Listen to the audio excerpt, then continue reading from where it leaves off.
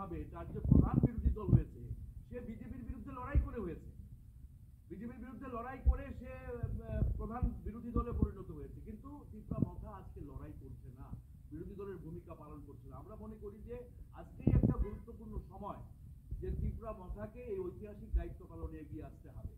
যদি ত্রিপুরা মথা এই দায়িত্ব পালন না করে তাহলে ত্রিপুরা মথা অবশ্যই ইতিহাসে রাস্তা করে যাবে, তার দশা কিন্তু অবশ্যই আজকে ইয়ের মতোই হবে, আইপিএফটির মতোই হবে।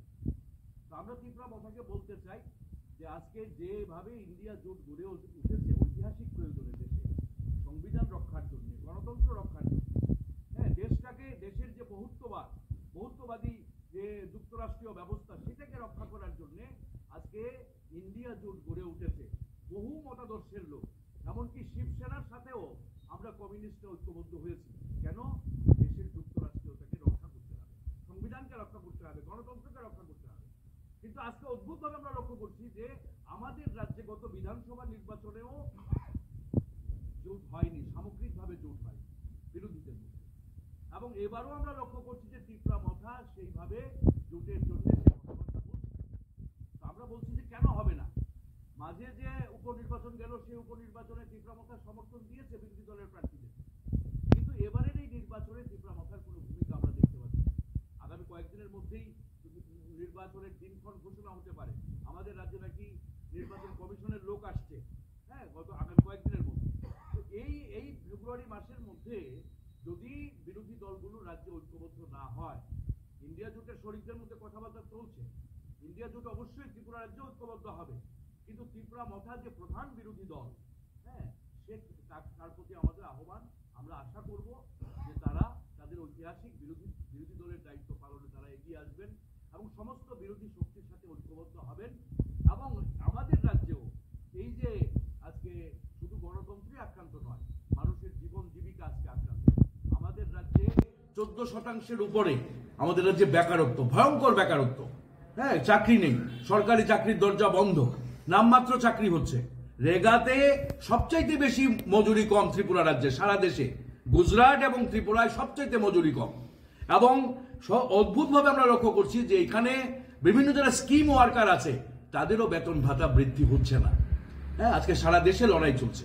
তাহলে মানুষের জীবন জীবিকা আজকে যে পর্যায়ে নেমেছে, কৃষকরা তারা বলতে ধান কিনছে 2% কৃষকের কাছ থেকে তারা ধান কিনছে, বাকি 98% ধান বিক্রি হচ্ছে না এবং কৃষি উপকরণের দাম বাড়ছে।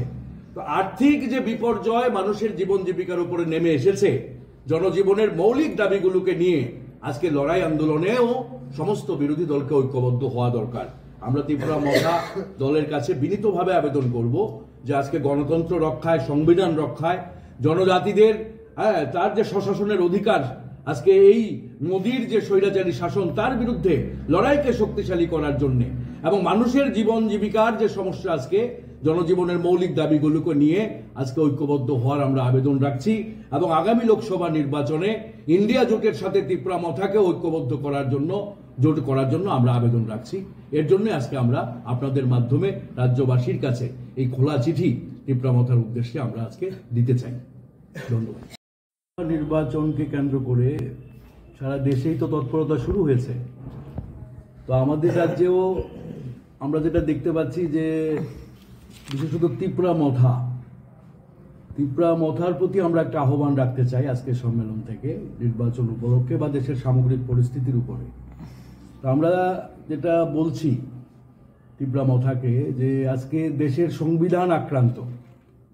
বাবা সাহেব আম্বেদকর বলতেন যে দেশের স্বাধীনতা, সাম্য, হ্যাঁ, গণতন্ত্র, হ্যাঁ, লিবার্টি, এগুলো ওতপ্রোতভাবে যুক্ত। এবং আমাদের সংবিধানের মূল ভিত্তিটাই হচ্ছে যে গণতন্ত্র এবং আধুনিক ভারতের ভিত্তি। তো দেখা গেছে যে মোদী শাসনে সবচাইতে বেশি অবক্ষয় হচ্ছে সংবিধানের উপরে লাগাতার আক্রমণ চলছে। ভয়ঙ্কর, আমরা দেখছি ভয়ঙ্করভাবে যে আপনার ইউসিসি, হ্যাঁ, অভিন্ন দেওয়ানি বিধি আনা হয়েছে। আমরা দেখছি যে সিএ আনা হয়েছে। 10% যারা যে ইডব্লিউএস যে সংরক্ষণ চালু করা হয়েছে, হ্যাঁ, বারবার সংবিধানের উপর আক্রমণ হচ্ছে এবং এটার কারণে সংবিধান আজকে খোকলা হয়ে গেছে। সংবিধান যদি না থাকে এইভাবে আক্রান্ত হয়, তাহলে যে রক্ষা কবচগুলো জনজাতিদের সবার সাথে জনজাতিদের সুরক্ষার জন্য আছে সেগুলো আজকে আক্রান্ত। ভারতবর্ষের আদিবাসী অধ্যুষিত এলাকাগুলোতে, বিশেষত ঝাড়খণ্ডে, আপনার ছত্তিশগড়ে, হ্যাঁ, এবং ভারতবর্ষের অন্যান্য রাজ্যগুলোতে দেখা গেছে যে সবচেয়ে বেশি উচ্ছেদের শিকার এই মোদী রাজত্বে আদিবাসীরাই হচ্ছে, জনজাতিরাই হচ্ছে। তারা জমি থেকে উচ্ছেদ হচ্ছে, আদালতকে দিয়ে পর্যন্ত জনজাতিদের বনভূমি থেকে উচ্ছেদের আদেশ করা হয়েছে। সেগুলোর বিরুদ্ধে অনেক লড়াই হয়েছে এবং আমাদের রাজ্যে আমরা দেখতে পাচ্ছি যে এডিসির যে অধিকার দেওয়ার কথা, যে প্রতিশ্রুতি দিয়ে বিজেপি ক্ষমতায় এসেছে, এডিসিকে অধিক স্বায়ত্তশাসনের অধিকার দেওয়া তো দূরের কথা, এডিসিকে ঠিকভাবে চলতে দিচ্ছে না। এডিসির প্রতি বিমাতৃসুলভ আচরণ করছে, বাজেটের টাকা আটকে রাখছে। হ্যাঁ, এডিসিতে সমস্ত দপ্তরে তারা বেতন দিতে পারছে না। এই মাসে আমরা দেখছি যে 10 তারিখ পর্যন্ত বেতন হয়। এই নিয়ে কিন্তু ত্রিপুরা মথার কোনো কথা নেই, তারা সেটার জন্য লড়াই করছে না। এবং জনজাতিদের আজকে যে মৌলিক প্রশ্ন, যে যখন ক্ষমতার কেন্দ্রীকরণ হচ্ছে, হ্যাঁ, স্বৈরাচারী একটা শাসন ব্যবস্থা দেশে কায়েম হচ্ছে, সংবিধানের উপর আক্রমণ হচ্ছে, তখন কিন্তু সবচেয়ে বড় কথা যে এই ধরনের স্বায়ত্তশাসিত সংস্থাগুলো সবচেয়ে বড় হামলার মুখে এবং তারা সংকুচিত হচ্ছে। অবশ্যই সম্ভব, আমরা মনে করি অবশ্যই সম্ভব, কারণ গত বিধানসভাতেও বিজেপি 39% ভোট পেয়েছে, 61% ভোট পেয়েছে বিরোধীরা। এবং এরপরে বিজেপির ডাবল ইঞ্জিন সরকারের যে কার্যক্রম, এতে জনজীবনের যে মান আরো নিচে নেমেছে, মানুষের আর্থিক সামাজিক সংকট আরো বেড়েছে। কাজে বিজেপির ভোট আবারও কমবে এবং আমরা এটা মনেই করি যে বিজেপি সারা দেশে কোনোভাবেই ক্ষমতায় আসার কোন রকমের রাস্তা নেই। মোদী সরকারের পতন এবার ঘটবেই এবং আমাদের রাজ্যেও মোদী সরকারের পতন ঘটানো সম্ভব যদি সমস্ত বিরোধী শক্তি আমরা ঐক্যবদ্ধ হতে পারি। হ্যাঁ, কাজে এই লক্ষ্যেই আমরা বলছি যে যদি ত্রিপুরা মথা সহ সমস্ত বিরোধী শক্তি ঐক্যবদ্ধ হয়, তাহলে অবশ্যই ত্রিপুরা রাজ্যের 2টি আসনেই বিজেপিকে আমরা চ্যালেঞ্জ জানাতে পারবো, হ্যাঁ, এবং বিজেপিকে পরাস্ত করতে পারবো। Subscribe to Tripura Info and press the bell icon so that you never miss any latest updates and news on Tripura.